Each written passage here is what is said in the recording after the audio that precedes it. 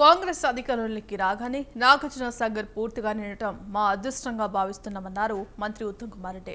ప్రస్తుతం 780 మెగావాట్లతో power project నడుస్తోంది. ఎడమ కాలువలో 3000 క్యూసెక్కుల ఖరీఫ్ పంట కోసం అందించి తోడ్పాటును అందిస్తుందన్నారు. కాంగ్రెస్ పార్టీ అధికారంలో వచ్చిన తర్వాత పోయిన వానాకాలం పంట, ఆ తర్వాత యాసంగి పంట, ఆ తర్వాత తిరిగి వానాకాలం పంటకి నాగార్జున సాగర్ ప్రాజెక్టులో నీళ్లు నిండడం, మరి పూర్తి స్థాయిలో 590 లెవెల్ వరకు నీళ్లు నిండడం, మరి పూర్తి స్థాయి ఆయకట్టుకు నీళ్లు ఇవ్వగలగడం అది మా అదృష్టంగా భావిస్తున్నాను. గడిచిన 4 రోజులుగా 30,000 క్యూసెక్లు నీటి వినియోగంతో నాగార్జున సాగర్ పవర్ ప్రాజెక్టు 700 మెగావాట్ల పవర్ ప్రాజెక్ట్ కూడా పూర్తి స్థాయిలో నడుస్తుంది. అదే అన్నిటికన్నా ముఖ్యమైన విషయం మీరందరూ గమనించాలి.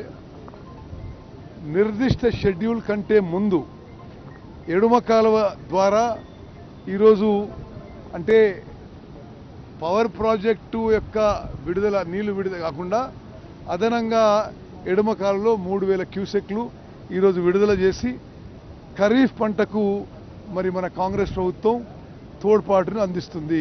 రాష్ట్రంలో